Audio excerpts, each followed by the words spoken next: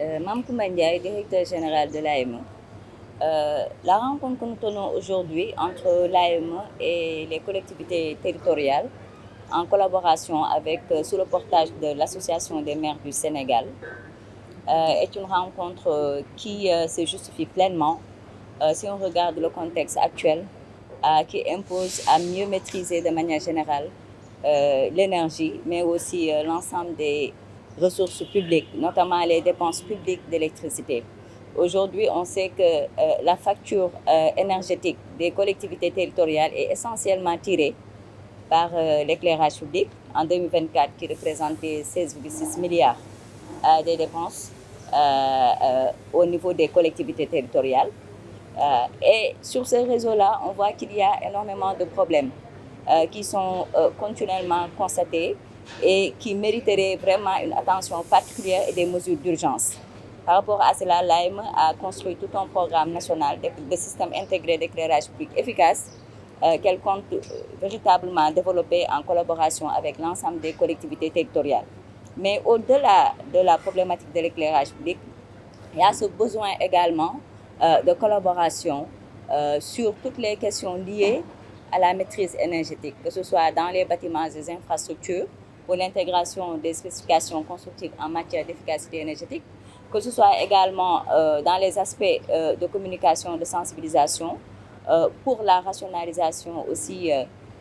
des consommations énergétiques à travers vraiment les pratiques d'économie d'énergie, mais de manière beaucoup plus globale sur toutes les questions aussi de renforcement des capacités et de solutions technologiques innovantes par rapport à la maîtrise énergétique au Sénégal. Voilà, tous ces points qu'on vient d'aborder vont être facilités grâce à la convention de partenariat qui a été mise en place aujourd'hui entre l'Agence pour l'économie et la maîtrise de l'énergie et l'Association des maires du Sénégal. Donc il s'agira désormais véritablement de porter ensemble cette question de l'éclairage public conventionnel. Aujourd'hui, on parle beaucoup plus de l'éclairage public solaire et on oublie qu'on a un réseau conventionnel directement connecté sur l'électricité et qui souffre de beaucoup de manquements et beaucoup de problèmes d'inefficience, autant au plan de la fonctionnalité, autant au plan des sources lumineuses, autant au plan de la gestion. C'est des installations qui restent presque pour la plupart du temps allumées, même à longueur de journée, alors que c'est des mesures très simples à corriger et qui permettraient d'avoir une meilleure maîtrise, en tout cas sur les dépenses. N'oublions pas qu'aussi il y a la problématique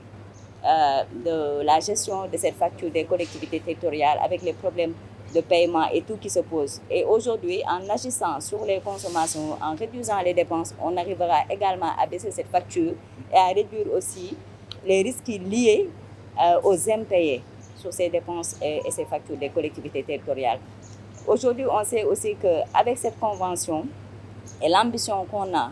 d'intégrer pleinement l'éco-construction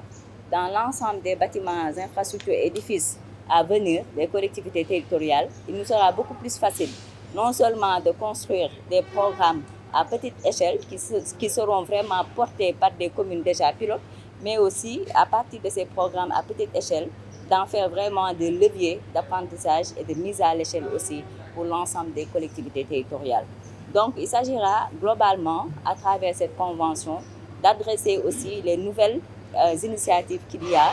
au niveau de l'AME à travers les innovations qu'elle est en train d'intégrer dans l'ensemble de ces programmes et ces approches, notamment les innovations au niveau des solutions technologiques, au niveau des solutions digitales de maîtrise de l'énergie, avec un coportage avec l'Association des maires du Sénégal pour que ça puisse descendre au niveau territorial et non seulement bénéficier d'abord aux communes, aux villes, mais ensuite également à leur population de manière beaucoup plus large. Voilà,